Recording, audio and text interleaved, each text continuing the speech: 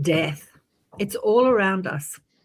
At some point in our lives, we'll have to contemplate the meaning of life and the meaning of the afterlife.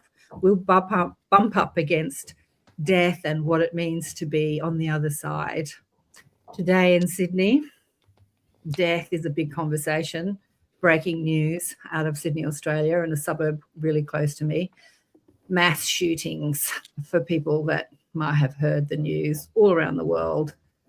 And I think it's an amazing synchronicity that I've got the wonderful Vincent Tolman on the show today, who's had an amazing near-death experience and has a great connection with the other side. So we're going to have a fascinating conversation with Vinny about his experience on the other side and his NDE, what he learned and what he wants to teach us. So stay tuned. You got to accentuate the positive. I feel good. A little bit of feel good goes a long way. You're listening to Karen Swain, teacher of deliberate creation, accentuating the positive, showing you a way to a better life. Accentuating the positive, it's not just fad, it's sanity. Who in their right mind would accentuate anything else? If you feel like that's what you want to do. Hello, and welcome to another show, Accentuating the Positive, on the United Public Radio Network and the UFO Paranormal Radio Networks on 107.7 and 105. No, what am I getting it right? I'm all over the place. Let me get it right. 105.3 FM syndicated radio out of the Gulf Coast and New Orleans.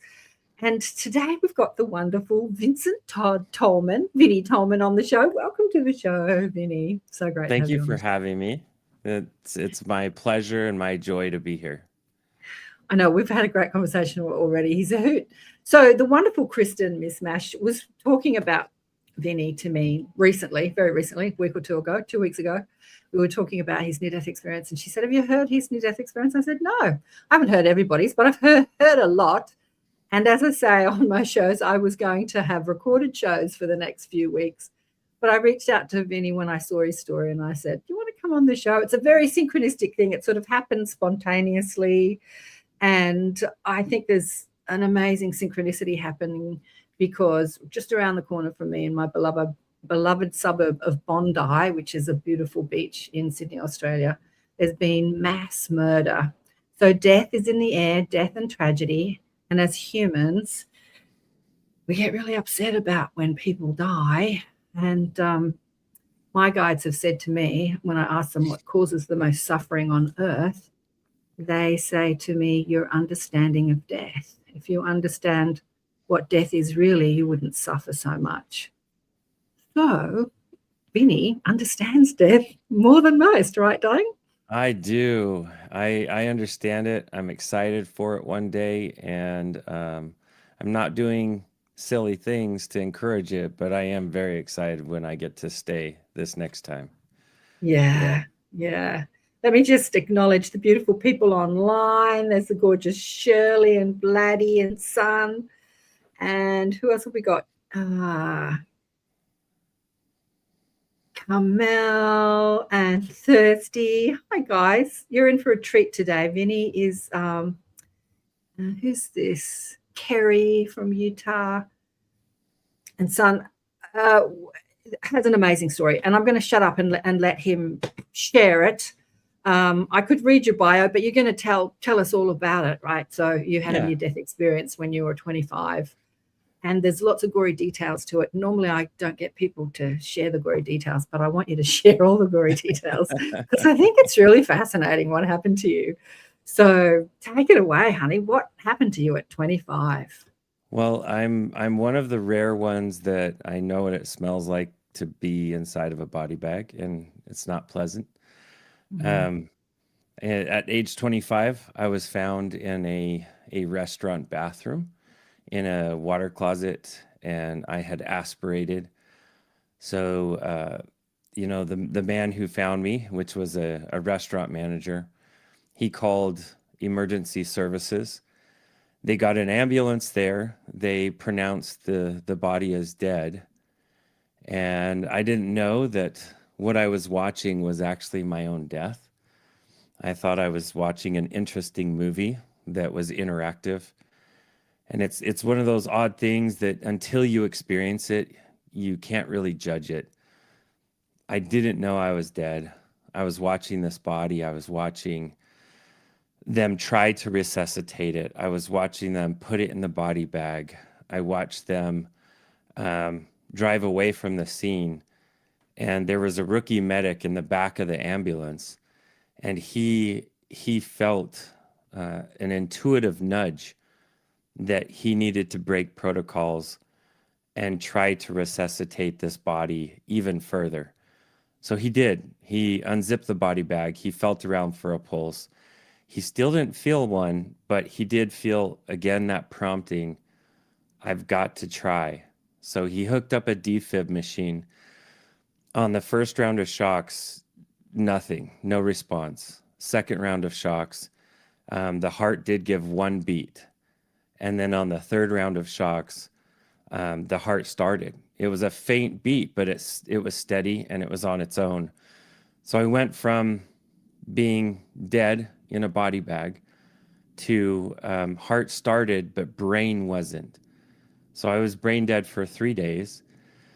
And really my experience was me going on a journey for 3 days. And it took me 3 days to get to what we would call the heaven space. It is a very real space. The first thing I noticed is I noticed that there was a gentleman, standing near me. And my first thought was, this must be God.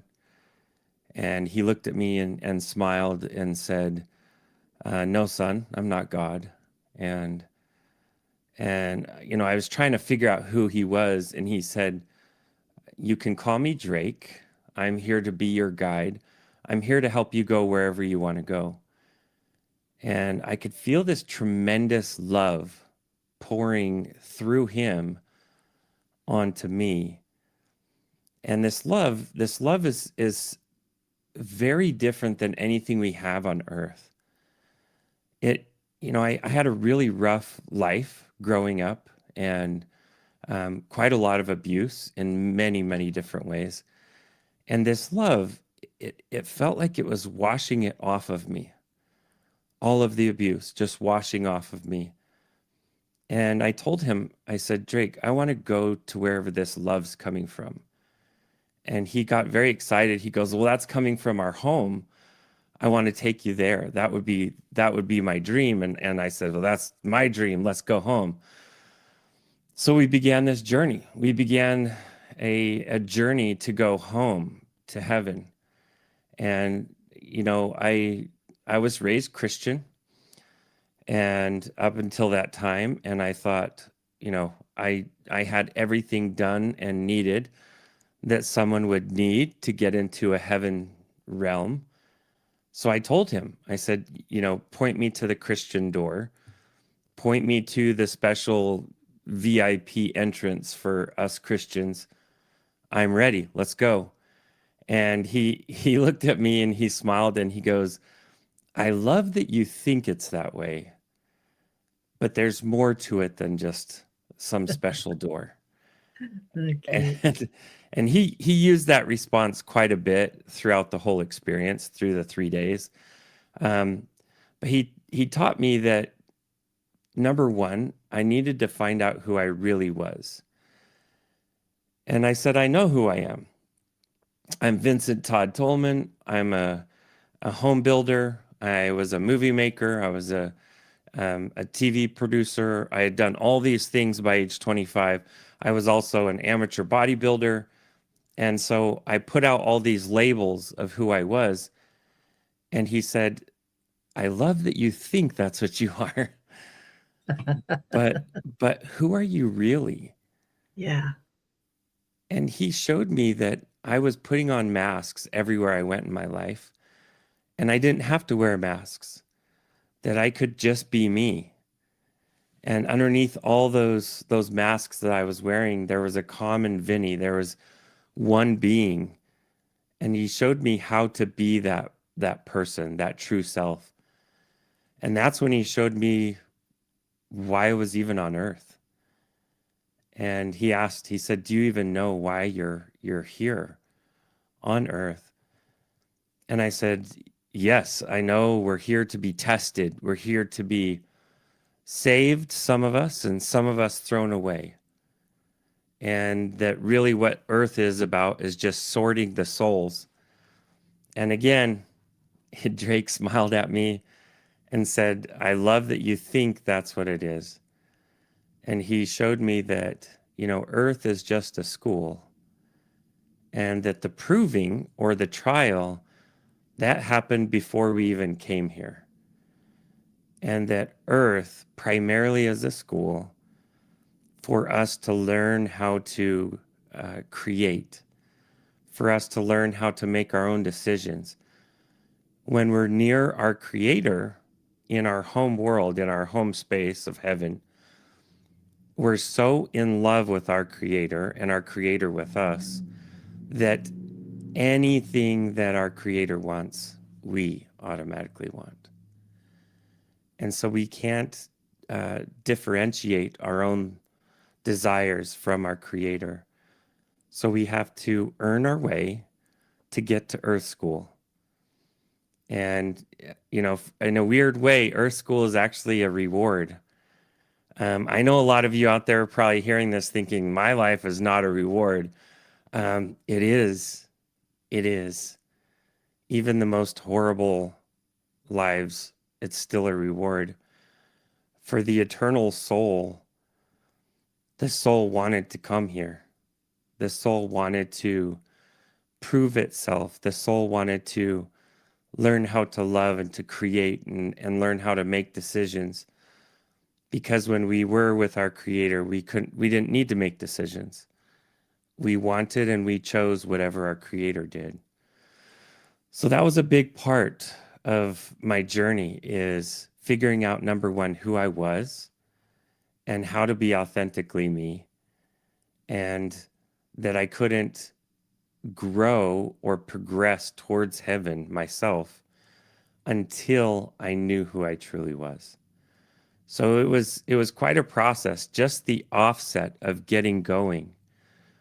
And Drake, he took me through many more principles. One of which, that always sticks out to me is he helped me know that for me to get into a heaven realm or a home, I had to release all prejudice. That prejudice is me deciding that someone is not valuable and someone is valuable. And that I had to release all of that. That I couldn't have any prejudice whatsoever if I wanted to enter my Creator's house, my God's house. And, Drake, he said, you don't seem like you're prejudiced. And I said, I'm not prejudiced at all. And I showed him in my mind all the ways that I was not prejudiced. And then he showed me, he said, okay, but what do you think about prejudiced people? And that's when I went off. I went off and told him about my opinions on prejudiced people. And that's when Drake just lovingly smiled. And he showed me, by me holding prejudice, even towards prejudiced people, I myself was prejudiced. And that really twisted my brain for a moment. And I had to let go of it. I had to see that even the most prejudiced among us, that it's not my job, it's not my purpose to fulfill, to judge them with more prejudice. And that the only answer to prejudice is actually love. And the right amount of love in the right way, you can heal people of their prejudice. And that was just very profound, especially for a 25-year-old like myself. Yeah. And I was having a hard time with this when Drake showed me that the power of creation is right here in my mind, that with my thoughts I can create, that the world that I want to see is the world I'm going to see. And I need to own my own thoughts much better than I ever had been in the past.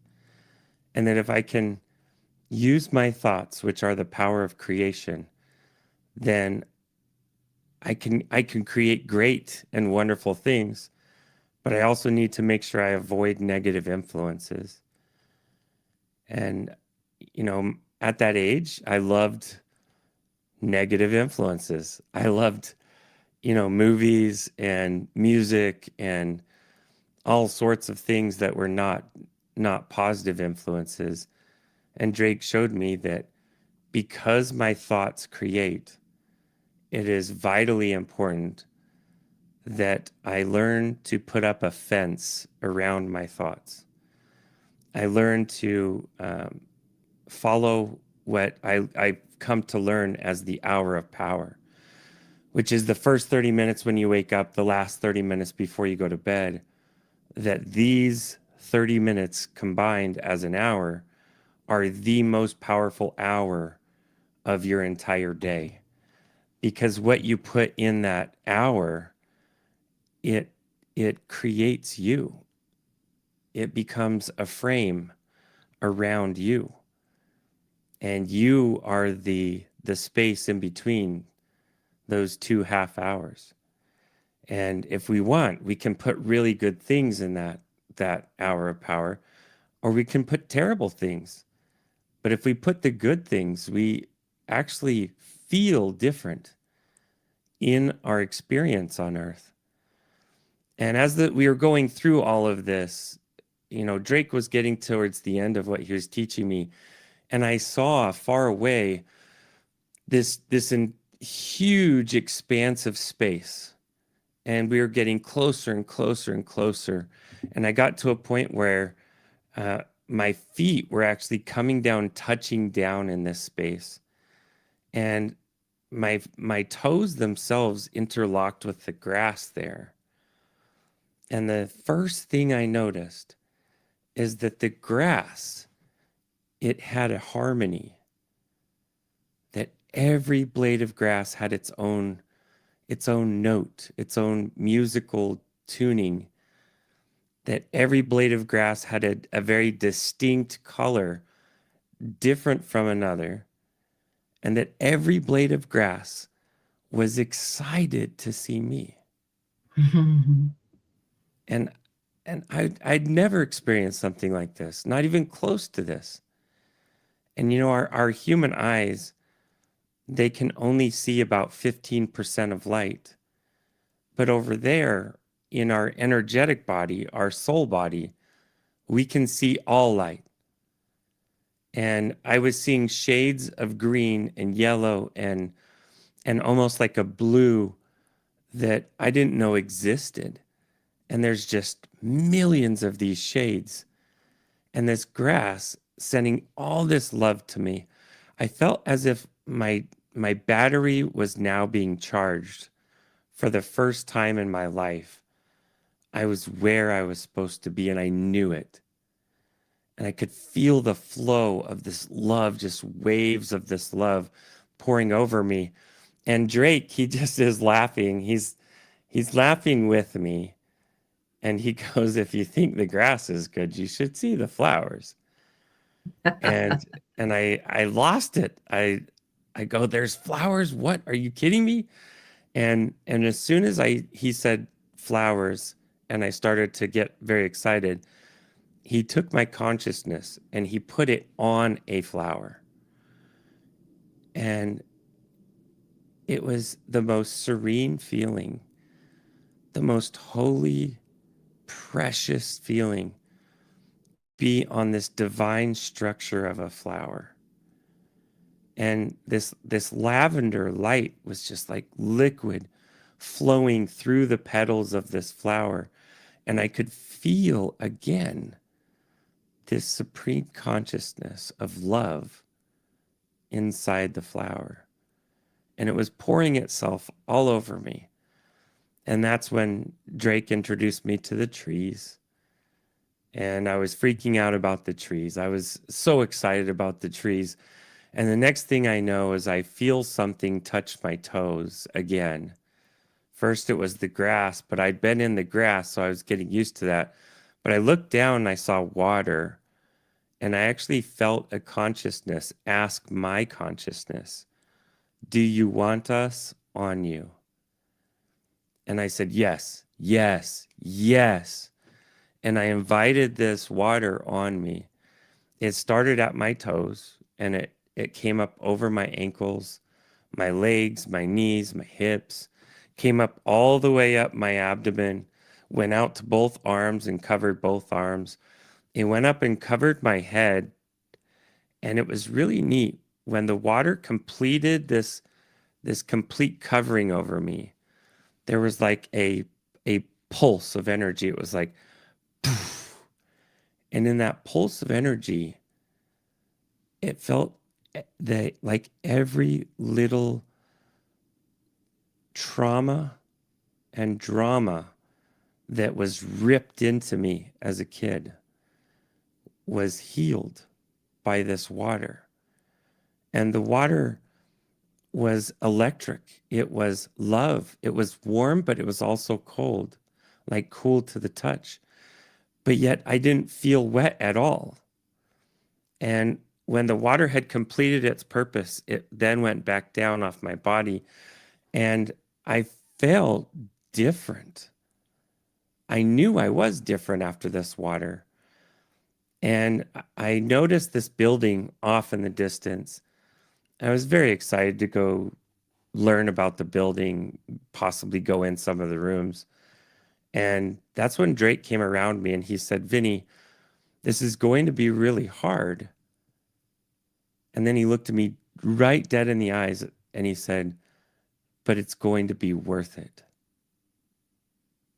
This is going to be really hard, but it's going to be worth it." And he hugged me. And when he hugged me, I felt another pulsing of energy, just pulse after pulse of energy. It felt almost as if God was expressing the love that God has for me, for Drake, for all of us in these pulses of energy, almost like sonar or pulsar. These big pulses of energy. And I'm just enjoying this hug. And I'm feeling more love in my body than I thought was ever possible. I'm feeling so unconditionally loved, despite my many imperfections, my many weaknesses, my many human tendencies. I still have this love being poured all over me. And as all this is happening, I hear my brother in a hospital on earth, and he's saying a prayer over my body. He commands my body to be made whole. He commands my soul to come back into my body. And with that finish to the prayer, I felt a yank on me.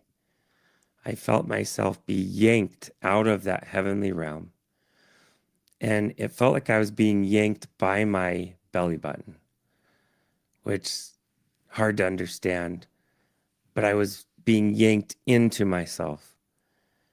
And that pull was so rough and fast. It felt as if it was instantaneous, but it was a few hours had passed since he had said that prayer. And I woke up. I woke up on January 21st, 2003, after I'd been pronounced dead on January 18th, 2003. I woke up in a hospital. Everyone was telling me that I was a miracle, and I didn't feel like a miracle. I felt cursed. I just wanted to go home. And when I finally got out of that hospital, I went to my house, and the only thing I could do was pack a bag because I wanted to go home. And I didn't understand how I couldn't feel at home. And it's been quite a journey since to come to terms with what I learned in my experience. I was sent an earth angel who is my wife, who is the mother of my 2 kids. And she helped me reorient myself towards what matters, which is family. And she voluntold me that we were going to go to a family reunion. And in this family reunion, I was watching a historical presentation on the founders of this little town in Wyoming called Afton, Wyoming. And one of the first pictures that came up was a picture of Drake. And this was almost to the date, 6 months exactly from the time I woke up. I'm now learning who Drake is. But all the picture and all the paperwork said his name was Charles. It did not say his name was Drake. But I recognized his last name as the same last name as my grandmother. So we went directly from this historical play. We went to my grandmother's house. I came, barging in the door. And I said, Grandma, tell me about this Charles Kazare. I need to know about this guy. I know this guy. And my grandmother goes, oh, you mean great grandpa Drake? He's kind of famous in our family. And at that moment, my reality shifted. And now everything that I had been through in my experience, but also everything I had been going through since my experience, because that connection with Drake didn't end. I still have it today and every day since, and more. I work with a lot of angels, a lot of souls, but this moment was a pinnacle moment because now I found proof positive of, number one, how I was connected to Drake. Come to find out, he was my great-great-great-grandfather on my grandmother's side. Someone who I'd never seen his picture, never heard his name once in my life. But yet, here he was, bold as brass, living and alive in my life. And not just alive in my life, but still connected to me. And that's what allows me to do what I do. I help people every single day, 5 to 6 days a week. I'm helping people connect to their own divinity, no matter what religion they prescribe to or don't prescribe to. I help people in their own path amplify their own spirituality and inject a little higher presence into what they're doing so that they can perceive their own deity. They can perceive their own personal connection with God. And it's a dream that I get to do the very thing that I dreamt about for many years, and have been able to do it for many years. And I'm grateful to be on this journey. I'm grateful that I had the experience. I don't recommend it for everyone. I definitely don't recommend it. You don't have to have a near-death experience or a death experience to activate these gifts. And it's a lot easier to learn how to breathe, meditate, and center the mind. But that's my story. And thanks, Karen. Darling one, it's an incredible story. And I've been loving the comments. Shirley's like, I'm enthralled. Bless that earth angels. She's like, I've got goosies. And then she's like, Drake. Drake. I know, right? Drake. And Heidi. Hi, Heidi. Glad you're tuning in. Wow, a couple of things. Drake, one of the reasons I decided to like spontaneously pop Vinny on the show last guest of the year was my cat is called Drake. And when I saw your story, like you have shared your story with so many podcast shows. I know what it's like when you repeat your story over and over and over and over again to keep it fresh and new and having spoken it hundreds, maybe thousands of times. But yeah, you said it so well. It was absolutely enthralling. It comes with so much beautiful energy and passion. But yeah, I was listening to your story and Drake, when you said his name's Drake, and my ears popped up. You have your own feline guide named I Drake, got my right? own Drake, a little black cat.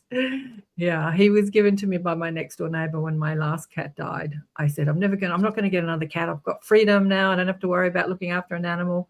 5 weeks later, a kitten turns up in my garden. It's the next door neighbor's son. And I'm like, what's his name? He's like, Drake. There were 2 cats named after a black rapper, he said. That's so cute. So But you got adopted by Drake then. I got adopted by Drake. Yeah. A couple of things. When you were talking at the beginning about when we're in heaven, all our desires are God's desires in your vernacular. Yeah. And so when we come to earth, we have different desires. One would call that free will, right? Yes.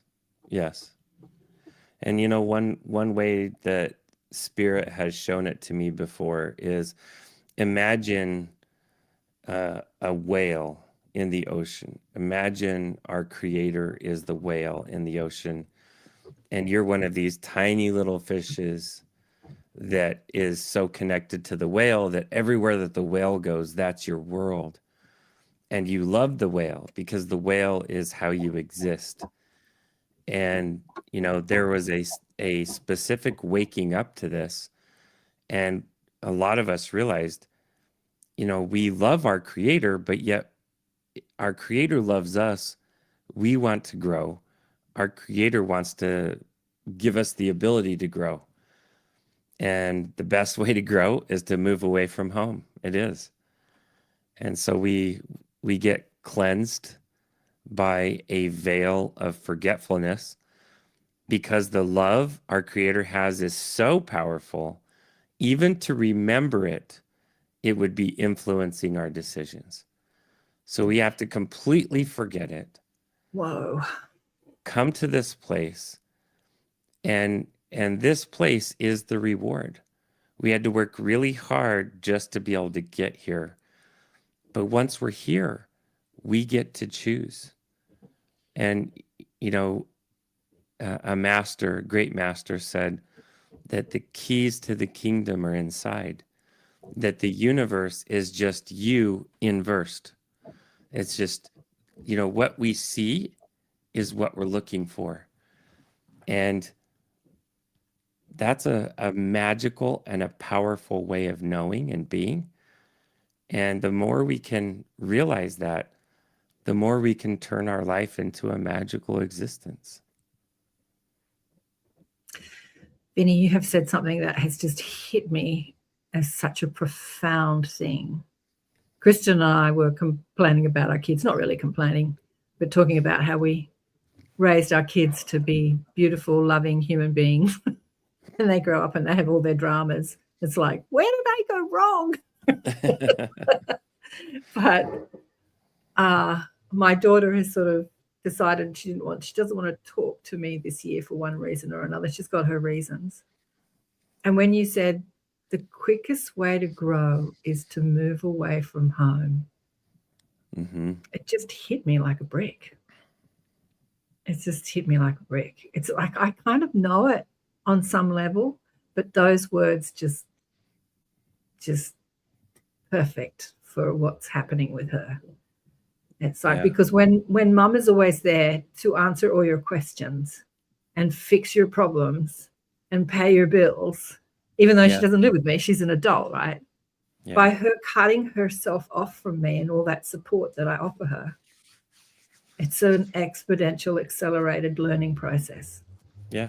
She's forcing herself to grow up. And now she's seeing if her own two legs are stronger than mom's legs Right. because you were carrying so much for her. Make me cry. Let's do something real quick. Okay? So your spirit team wants us to just do a single breath, okay? This is going to be a really deep inhale through the nose. We hold it for just a second, and then a tight, controlled exhale through the mouth, okay? Let's just do one of those real quick. Go inhale.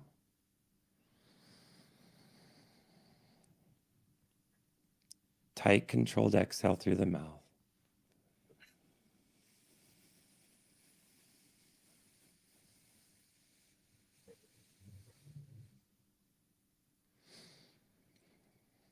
And Karen, keep your eyes closed for just 1 second, okay?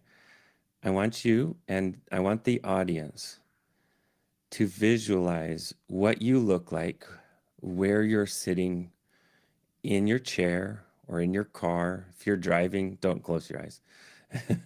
Yeah. But imagine what you look like sitting there. I want you to imagine what the back of your head looks like.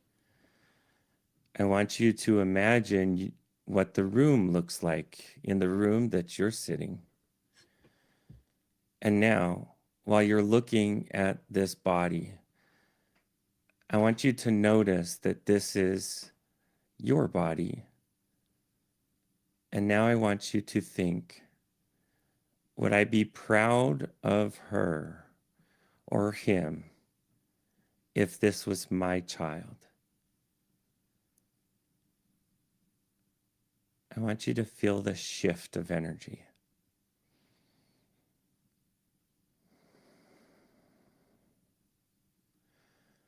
Feel how even at the cellular level, your body shifts.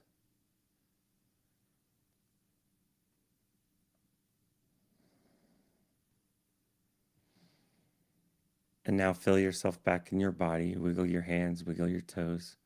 Feel yourself very present. And now you can have our greatest gift, which is the present. With every breath, with every thought. Oh, beautiful. Gonna make me forget all my questions.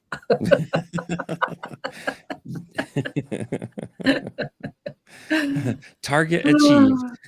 My target achieved. I feel so blissed out now. I just want to meditate and not talk. Shirley's like, oh, my heart, mom to mom. I love that, the mom. We say mum down under, mom to mom. Oh, my goodness. Amazing. I'm just reiterating some of the comments here. Yeah, beautiful. The present moment, the present's a gift. It is. Oh. And, you know, sometimes we are really hard on ourselves. But when you take that perspective of looking down at your child just down below you, striving to succeed, striving to help their children, striving to take care of their spouse, it shifts your energy. And now you can quite love being you. Absolutely. And, you know, something I like to do on a regular basis is in our own mind, go to a space where you meet yourself from 3 years ago. And yourself from 3 years ago is envious of where you are today and what you're doing today. And then you can ask them, just using your imagination, ask them, what would you be willing to give up from there to have what I already have right now? Mm. And you'd be surprised the answers that will flow through you. Mm. There's a pristine preciousness in enjoying the present. Absolutely. son says, thank you for that. It was cleansing, absolutely. And Nadine says, that was surprising. It makes me realize how shaky my self-acceptance is. Yeah, wow, amazing. Yeah, Well, it does, doesn't it? we'll give Yeah, 10 times the grace to our own children than we'll give to ourselves. right. I want to get back to something else that you said about not recognizing, because this is something a lot of NDEs say about not recognizing the body as you. When I was a young naturopathic student, like 23 years old, we had an extracurricular class that I went to, and it was my first ever experience of hearing and a near-death experience. Mm-hmm. And like, this is like over 40 years ago. But what I remember her saying is she was giving birth and she died. And she took her body off like she would take off a cardigan or a sweater or a jumper, we would say, down under, and threw it on the chair. It's sort of, she didn't recognize her body as her. Like, and that's, she said a lot of other things, but I just remember that. Like, how could that be? We're so focused on the body being us, right? How could that be? You're looking at your own body and you don't even recognize it. But I just want to finish this. And October 7th, 2 years ago, October 7th, the massacre in Israel, Gaza, at the festival, the music festival. I had one of my Jewish friends who lives in Bondi that's now gone through this same thing. Oh, I'm going to cry again. Today. She presented a channeling from one of the young, beautiful angels that died in the massacre. And he said a similar thing. He was running for his life and he was shot and he didn't even know he was dead. He was still like running. And he didn't know for a while that he was actually out of his body. There was no sensation of popping out of the body. And then after a while, he and his friends are all together. They're all dead on earth. And they're all like, hang on. We're not in the body anymore. But it's so interesting the gentleness of the leaving the body. It's not as traumatic as Hollywood makes it out to be, right? And even more than that, I've been back to some of my most horrific scenes as a child in the abuse that I went through, the abuse that I experienced. And something I noticed right away is when I go back and visit those spaces, my soul is not actually in my body. Wow. Even for the abuses. And now I've been able to see it live in my life, where there was one particular incident where I saw a fatality accident in a motorcycle and a truck. And right before the accident happened, I saw the young man standing with two angels on the side of the road before his body even crashed. Wow. Yeah. So there's a very precious protection around our soul. Right. And here's the brain buster. Spirit showed me this long ago, that we only lend our consciousness here for this experience, but who we truly are, our true nature, actually has always stayed in heaven. And that's how they're able to let us get here, play around in a sandbox and not get too dirty, because we're just lending a part of our consciousness here. Absolutely. In saying that, I want to ask you a question. But here's what I think when I listen to a lot of NDEs.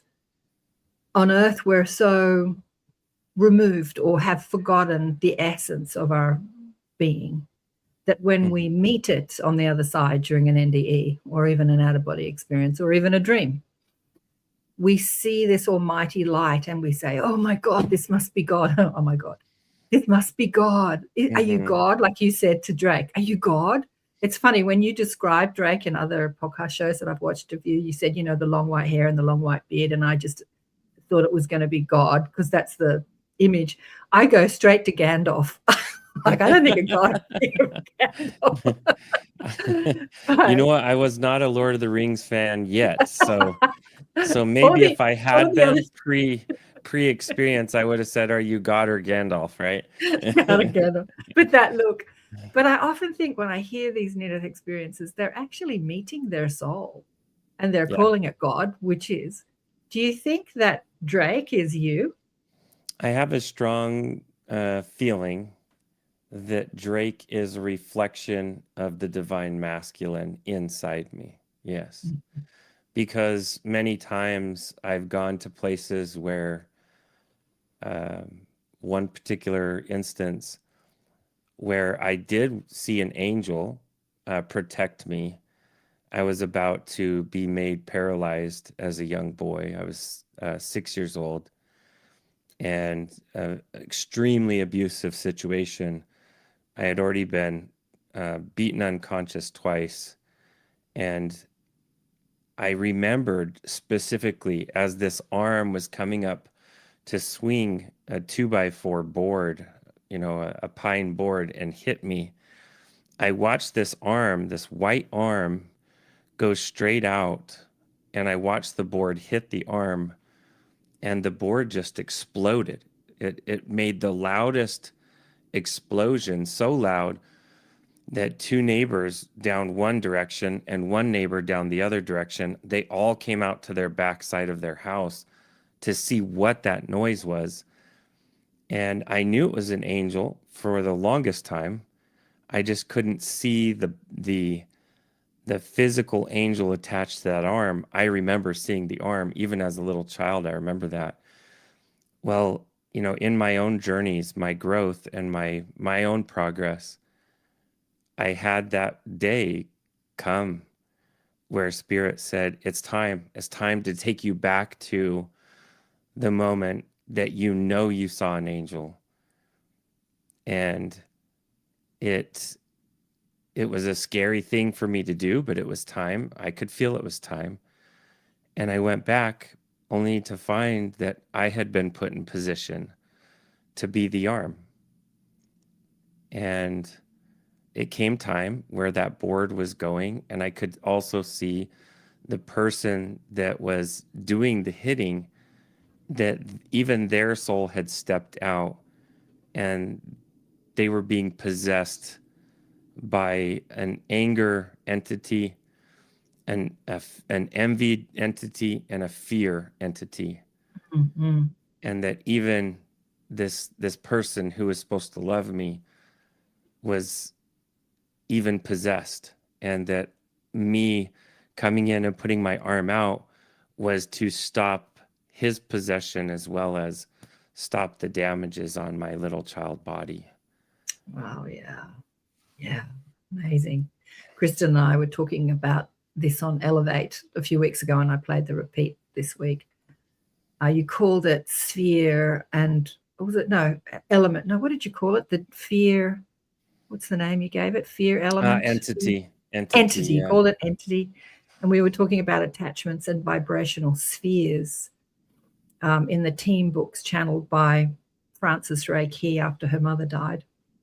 They talk about these vibrational spheres of thought that we plug into, spheres of hate, spheres of anger, spheres of rage, spheres of prejudice, as you were channeling before. And we can unplug, but sometimes when we're plugged in, it's like we're possessed because we're feeding it and it's feeding us this same vibration. And that's, you're kind of describing it. Well, our bodies are flesh vessels that contain energy, and if we're not owning our own energy, we're potentially allowing other energies to move in. Something I do on a regular basis is I help people release entities off their body. And a telltale sign that you've got something is a knot in your shoulder right next to your neck, either the left side or the right side. Oh, well, I got plenty. But that doesn't mean that that's necessarily a demon, Yeah. but it is an entity of energy. And when it's on the left side, it is anger. And when it's on the right side, it is fear. But here's something that the audience can do real quick is we can cleanse the flesh vessel. We can cleanse our temple of these energies. So reach up and feel that knot right next to the neck on the left. And then with your eyes closed, just repeat after me. I release this energy. It's not mine to carry. I release this energy that I've inherited and this energy that I've invited. I now completely release it. It's not mine to carry any longer. I release it here and now. Let it be said, let it be done. And then you take a big deep breath and let go of your hand and breathe out. And then for the right side, same thing. Grab that knot on the right side and say, I release this energy. I release this fear. It's not mine to carry. I release the fear of my ancestors. I even release the fear of my biology, of my own DNA. It is not mine to carry any longer. Here and now, I free myself of this energy. Let it be said, let it be done. Take a big deep breath and release. So for some of your audience, that's going to be a big deal right there, those two. You're going to feel electricity even coming into the brain that was not coming into the brain before. Just your whole neurology and your physiology, it's able to get a lot more electricity when you remove that off of you. Yeah. Well, Vinny, you've answered a question that I also had posed when you were sharing your story, because you were talking about disintegrating, washing away, eliminating, dissolving the negative programming, for a better word, that you'd picked up along your physical trail, so that you could be, I'm using my words now, but so you could be more of a vibrational match to that realm we call heaven, or that realm of pure positive energy. And so in order to be there, you had to release the frequencies that weren't a match to it. And as you were talking about that, I was thinking, yeah, that's what happens when you die, but can we also do that while we're in the body? And you've just given us one of the ways to do that. Neat right? is you can clean the kitchen with a broom, or you can clean the kitchen by filling the room. So, you know, when you're using the broom, you're sweeping out the dust, you're sweeping out the garbage. But when you're going and filling the room with love, the dust and the garbage is swept out on its own. So you can take your consciousness, your attention, your mind, and put it towards what you want to get rid of, or you can invite the opposite of that thing into your space. Right. So really love this body, really love it. You know, something that was hard for me for a long time was to stand in front of a mirror and say, I love what I'm looking at. But once I could actually start believing that, my body started changing on me, because everything is energy. If we're occupying our bodies with love, there's no space available for the other. Right. Kristen and I have chatted about this too on Elevate. Like you were, when you were 25, you're a bodybuilder. So you were working really hard physically and probably mentally to attain a body that you thought was good and a part of an image that bodybuilders have. And you know, I've been overweight for a long time now, and I don't want to go to the gym to attain the body. I want to just love it and think about it and have it acclimate to my vision. Something I haven't mastered yet in this lifetime, but I know it's possible. Like I absolutely know it's possible. And I keep talking to my guides about it, and they're like, keep telling me it's possible, but I haven't done it yet. Yeah, that releasing that resistance to your image. Yeah, Well, that judgment. and one thing that will help you a lot is asking yourself with the food you drink or the food you eat and the drinks you drink and the actions that you put your body through, is ask a simple question. Is this what I would be doing if I loved my body? Yeah. Mhm. And if it's a yes, do it.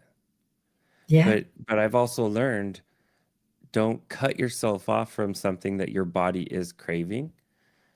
You can give yourself a small amount of what that thing is, and then talk to your body and say, body, I know you want this, but you also know it's not good for you. So here's a little bit, and that's going to get you going for now. But let's find an alternative to that thing that is loving to the body, that the body does love. And Yeah. you'll find alternatives. Yeah. Yeah. I want to talk about what happened to you when you came back and that conversation you had with the doctor in a hospital, a psychiatrist. I'm going to do a station. I'm going to do a station and how to be on earth and love it when you understand where you come from. I think that especially for a lot of people that hear near-death experiences and they're not happy with their life on earth. So all they want to do is like, go home, go home, go home. Like you've experienced that. But how to be here and be happy. But here we go. Just do a station ID break. No, I've hit the wrong thing. Oh my God, I'm not doing well today. Oh, here we You're go. listening to ATP Media, Awakening and Expanding Consciousness with Karen Swain on the United Public Radio Network and the UFO Paranormal Radio Network on 107.7 FM and 105.3 FM. Syndicated radio hitting about 120 countries and streaming on 8 platforms. And my guest today is Vincent Tolman, and we're discussing his perspective from the spirit side or the other side. There's Kristen. Hello, honey one. Kristen, I love you, Kristen. We love you, Kristen. Laddie says he loves you too. Heidi loves you too. Getting lots of love, Jay. Yeah, I thought that was such a great conversation that you had with the doctor in the hospital after you came back, because you wanted to tell people what you experienced and they wanted to drug you up. Tell us what happened. Well, there was two instances. So while I was in the hospital, I had a neurologist. So they had to, when you're getting checked out of the hospital after something like this, everybody was calling me a miracle. I didn't feel like a miracle. I felt like the cursed child. I felt like Harry Potter. I didn't feel good about the whole thing. I felt cursed, truly. And I was meeting with my neurologist, and he said, Vinny, be careful about what your brain fills the gaps with. You have to be, he essentially said, don't trust what your brain makes up for the next few weeks, because your brain is going to make things up to fill in the gaps. He showed me, by his own estimate, I had to have been oxygen starved for well over an hour, possibly 2, from the time they had pronounced me dead and then my heart was started. That was 47 minutes. And I was likely dead an hour before that. So this doctor was saying, your brain is not going to just accept that. It's going to make things up. And that kept plaguing me. So, after the experience happened, I didn't find out who Drake was yet, but I did seek mental health. As a professional, I went and saw a doctor. He referred me to another doctor. And then that other doctor, he was in the middle of writing out a prescription for me. It was an anti-schizophrenic prescription. When you hear voices, you talk to, spirits. It's not a good thing in the mental health profession. They're not very loving about handling you if you speak to spirits. And so while I was there, he was hand filling out the prescriptions for these 2 or 3 meds he was going to give me. And this woman, she comes through and she says, don't you take those medicines until you deliver this message. And I looked to Drake because Drake was my reference point on everything back then and still is. And Drake said, yeah, listen to her, like do what she says. And so I did. It was a very simple message, and I could say it in 2 sentences. I delivered that 2-sentence message to this, mental health professional, and he dropped his pad, his prescription pad. His jaw dropped, and this good Christian man who had a picture of Jesus in his office said, "Get the F out of my office." And that freaked me out. I'm a friendly guy. I try not to ruffle people's feathers, but and even though I didn't quite understand what I was communicating, that ruffled his feathers. And I pulled away from the scene. I was on my way home, and I got a phone call from his cell phone. And he said, "Vinny, I don't quite understand how you knew that. No one knew that." He said, "I even forgot that had happened." And so it was his grandmother who was there. She was reminding him why he became a doctor working with mental health. She was his first savior. She was the one that stepped in and stopped some abuse. And he had forgot it. He did not remember it. And this 2-sentence that she gave me, part of it was, "Don't forget I saved you." Wow. And that was a pristine experience, because now I knew that I wasn't the only one who was crazy. So was my doctor. But he did say, he said, "Vinny, the medicine that he knows to treat this, it's not going to treat it the right way." He said, "You need to find a priest or a bishop and go meet with clergy, that they're going to have advice for you." So I did. I met with a few different clergy, and I ended up with a bishop that really helped me. And I'm very good friends with him still to this day, and Bishop Jeffries. And I'll tell you, a little bit of unconditional love goes a very long way. Very, very long way. Yeah. That was 25 odd years ago, right? When was it? Yeah. 2003. Yeah. 2003. And so it'll be 23 Not years quite. this January. 23 years ago. Do you think, with all the podcast shows, and you've been on many of them, and all the information that's getting out, like Vinny's been on a podcast show, it's had over 4 million views.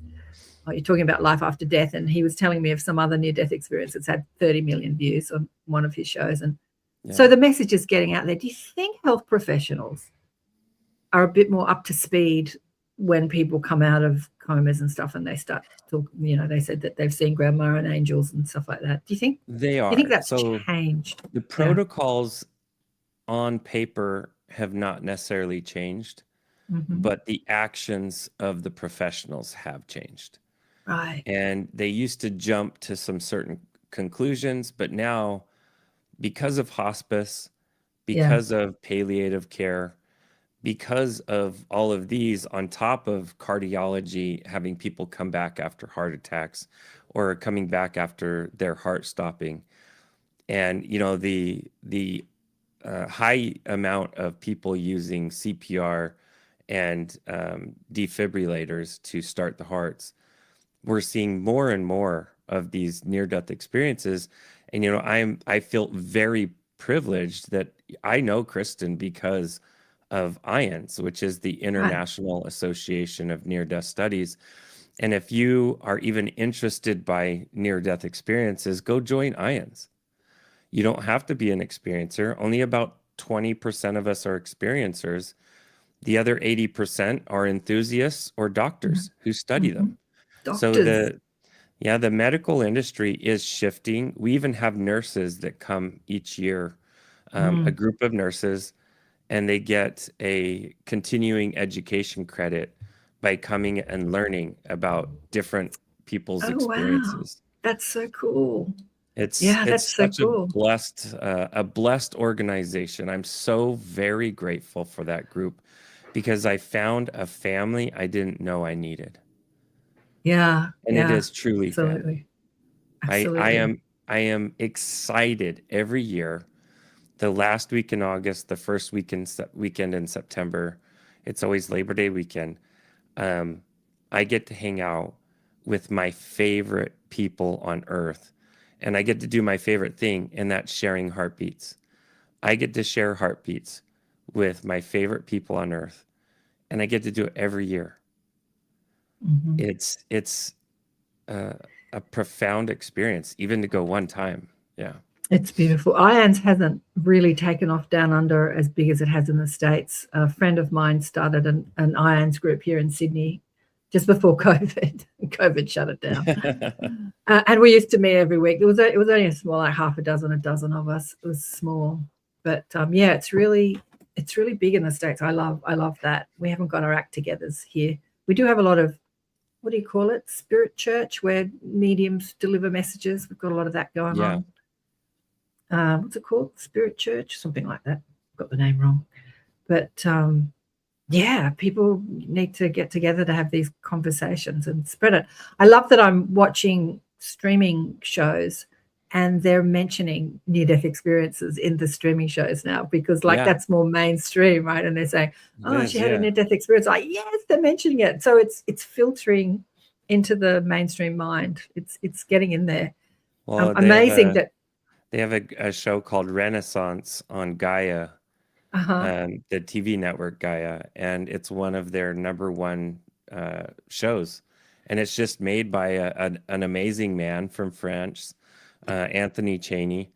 And he has self-funded, self-made this little documentary on crazy dead people like myself. And it has done so well.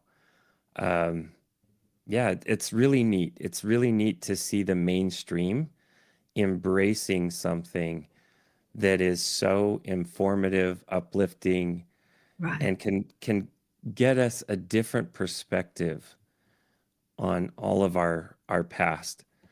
I've always felt that religion is a great thing if it's being done in love because, religion, it's legioning, it's gathering, right? So if we're doing that out of love, our religion is a legion of love. But if it's done out of prejudice, then, we're pushing others away. And I love that IANS and many groups like them, they don't need to be a religion. They can be not a religion. A loving space for all beliefs. Or non-beliefs to show up and just honor each other, share heartbeats, and enjoy this journey. Yeah. Nadine says his documentaries are done so well. What was the name of that documentary again? Just say it again. It's called Renaissance. Renaissance. I'm going to look it up.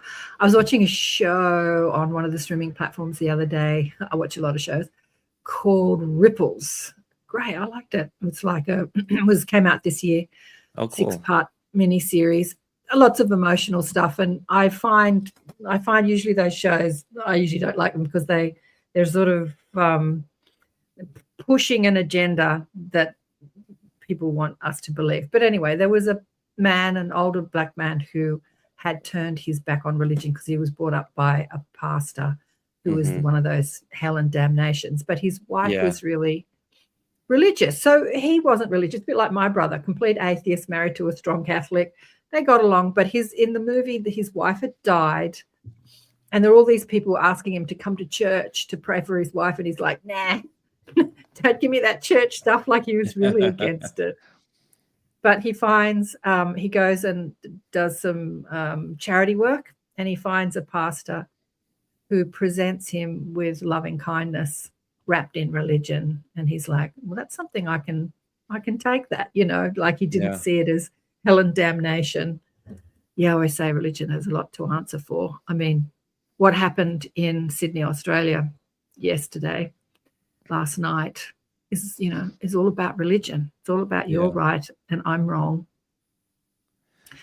And it's tragic and hideous, and everyone's mourning and everyone's in shock and everyone's angry. There's a video I watched this morning of the two men down. I don't know who they were, but police were sitting on top of them. I suspect they were the gunmen.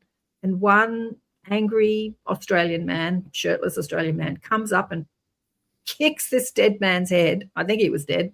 And like he's bashing him up because he's so angry at what's happened. So it's inciting a lot of anger. Mm-hmm.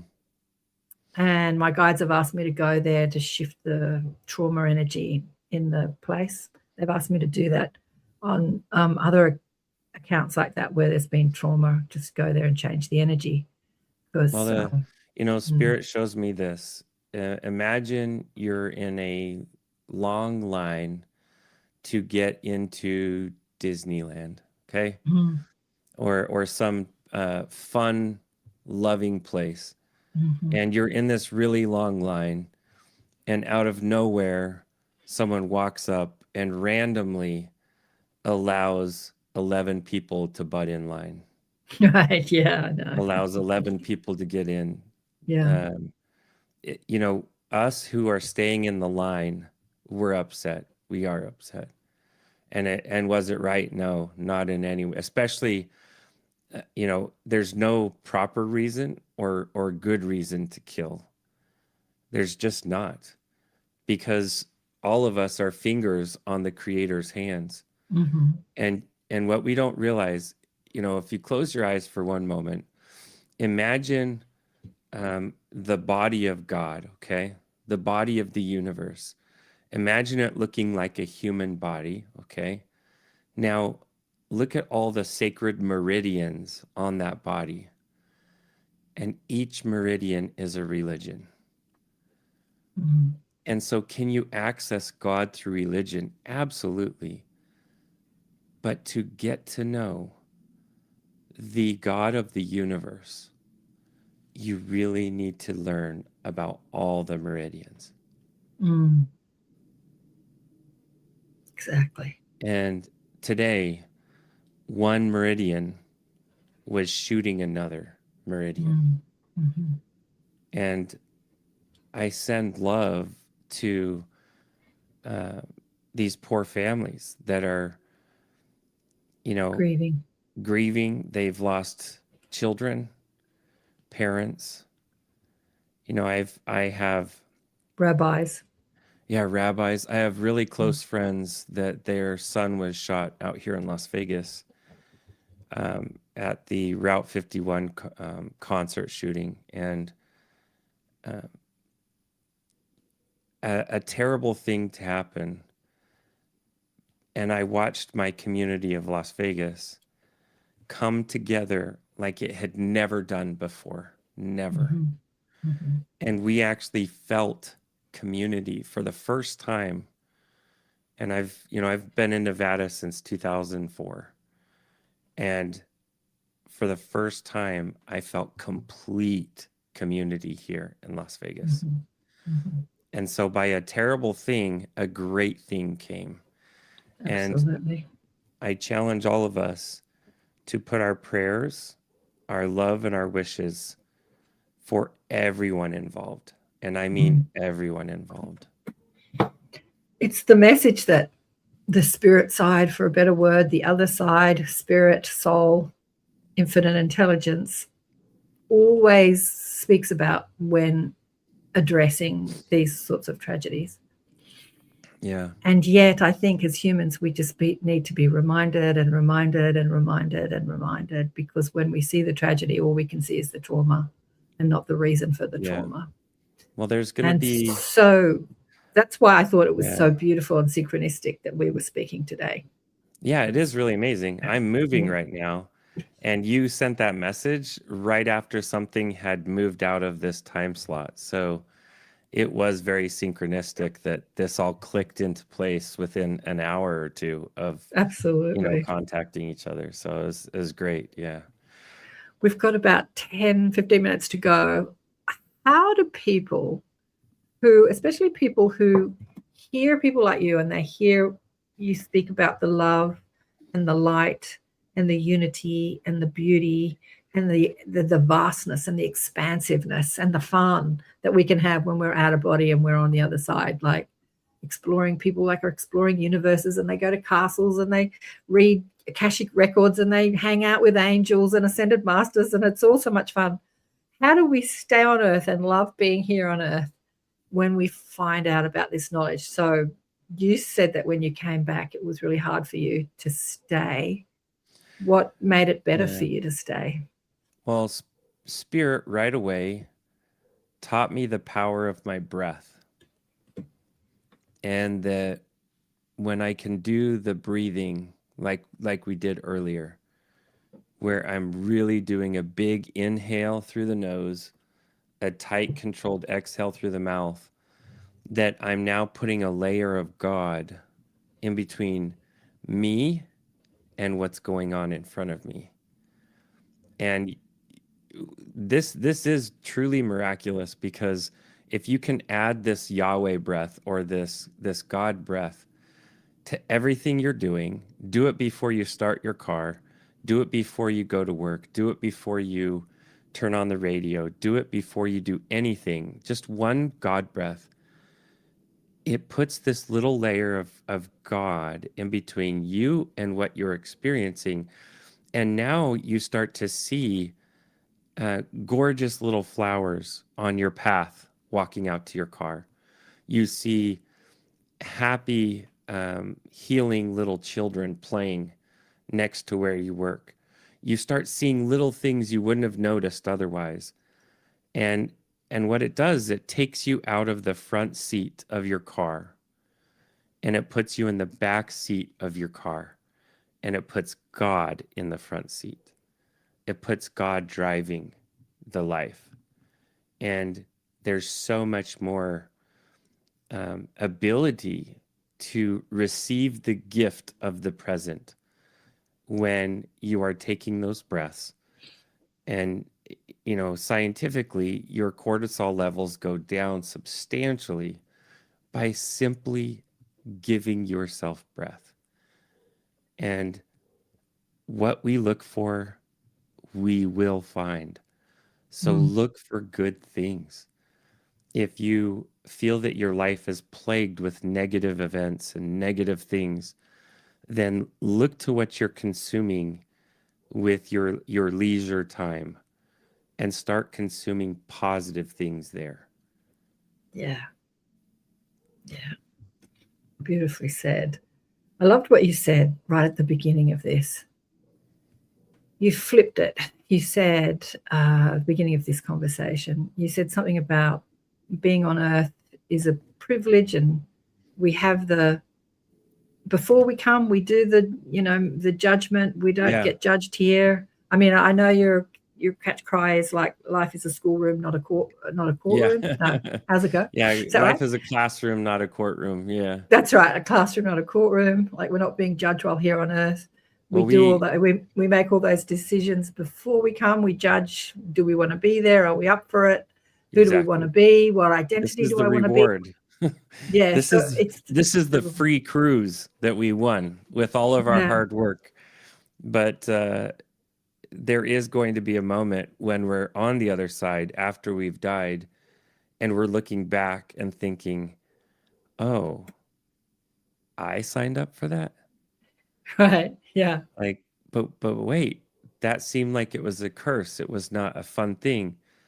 But when you see the eternal perspective that your existence is so bountiful with love and abundance that you chose to go to a place where that is absent, and you have to create it.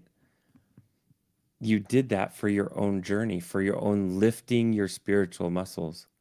Yeah. Where you choose to come to a place where love, let's say love feels absent, because it's not absent, but It's it not feels, absent. It feels absent. Yeah. but you have to create that feeling, that vibration to remind people. I'm trying to sort of work it out in my own words. Yeah, you have to create it. You have to create it. That's the challenge we give ourselves, to create What that love. what we think remember we that will love. create. What we think we create. Yeah. Yeah. What's she saying here? Michael Tamora said, "Don't take a breath. Give I love yourself a that. breath." Give yourself a breath. Yeah. Yeah. And Shirley's already bought the book. She's got the book on Audible. She's cruising. She's happy. She's got the weekend set. The only apology I have is whoever they have reading that book on Audible. Sorry about that. Okay. Other than that, Who it's is me. reading that It's book on me. Audible? It's I me. forgot to mention the book for people listening on radio. So there is a book. Here's the front of it: "The Light After Death: My Journey to Heaven and Back." Vincent Tolman with Lynn Taylor. So Lynn Taylor is. So Lynn Taylor, he's a co-founder of Living God's Light with me, our nonprofit. And the proceeds of the book, actually, I'll go into that nonprofit. And what we do is we are building community across the world using the things that I learned from the experience and more.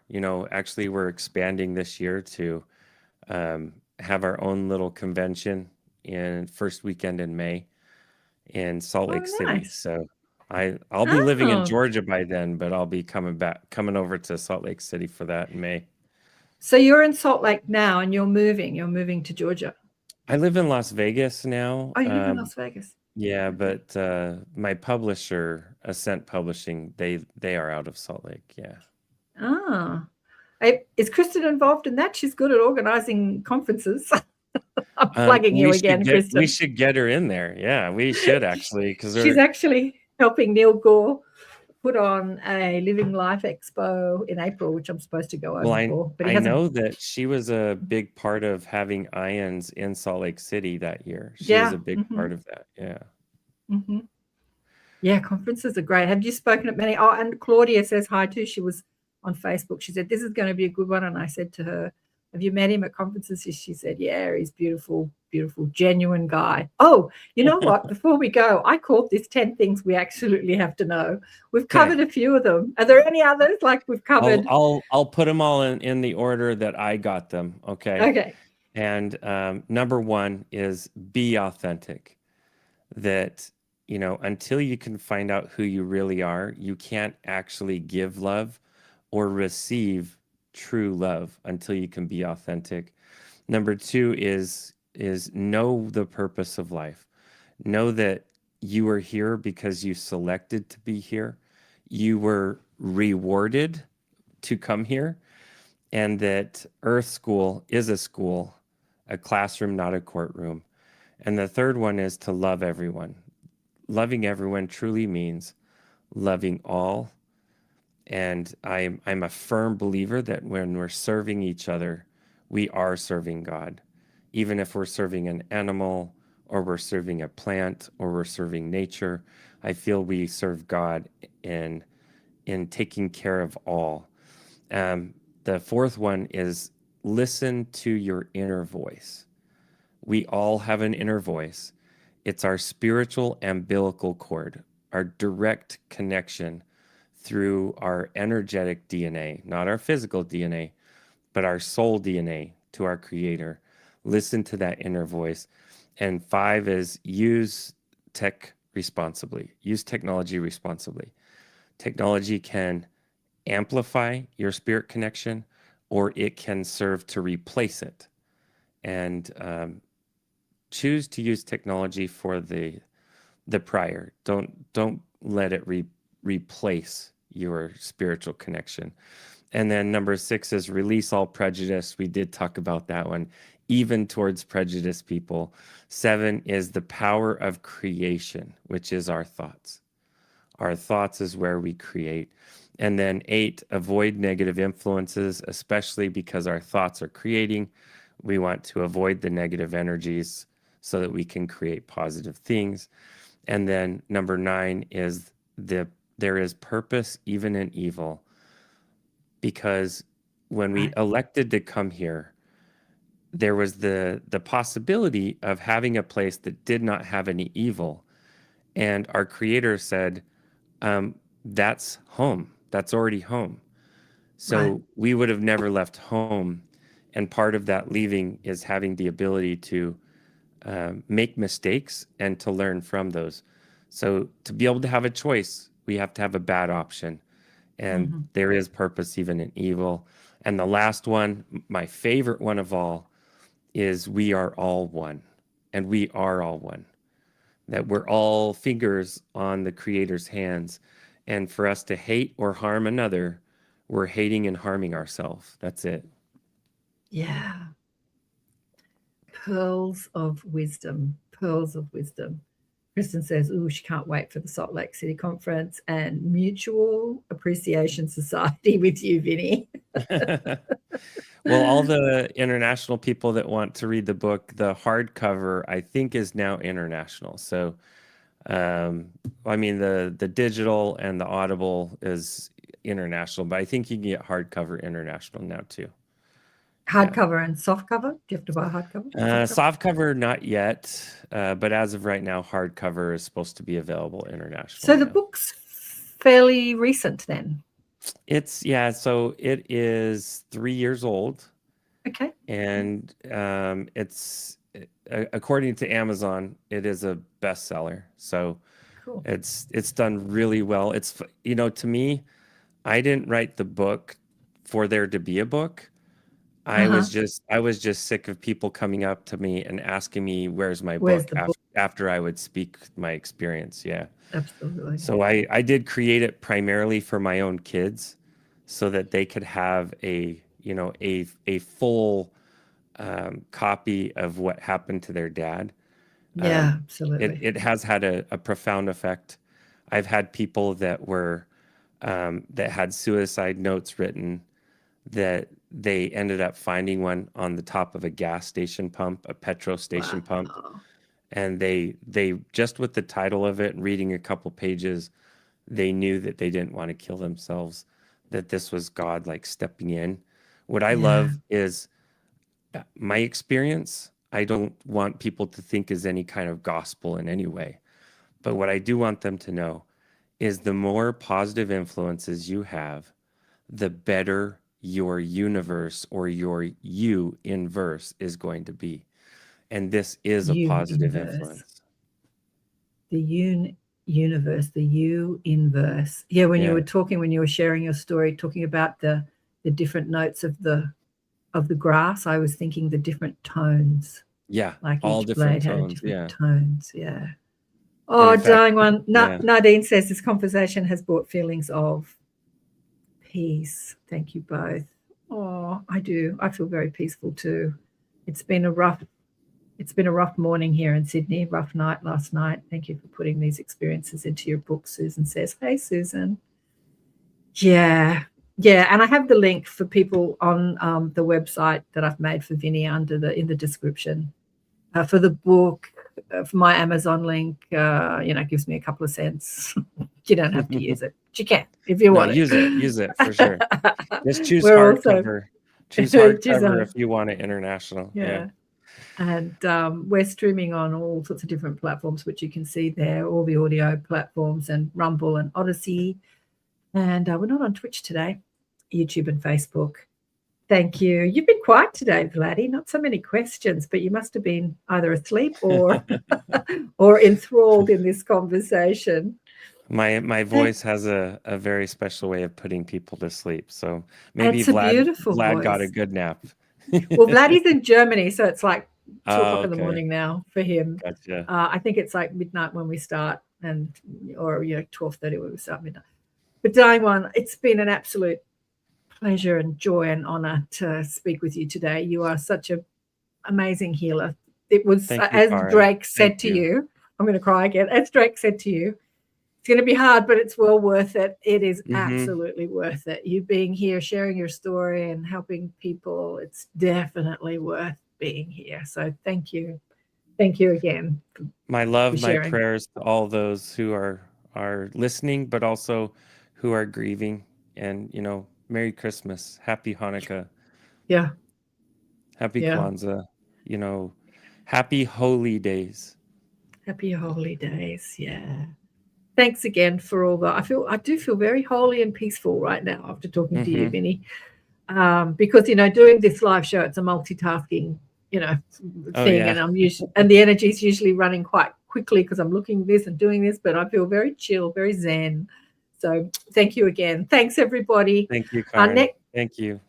Next week's show, I'm just going to wrap up the year and talk about all the amazing people we've had on the show. And it's going to be a Q&A if you have any questions. And and then, as I say, I'm going to do a few weeks of uploading recorded shows because I've been doing this for over 16 years and I've got plenty of conversations that I can play back to you, and they're all amazing.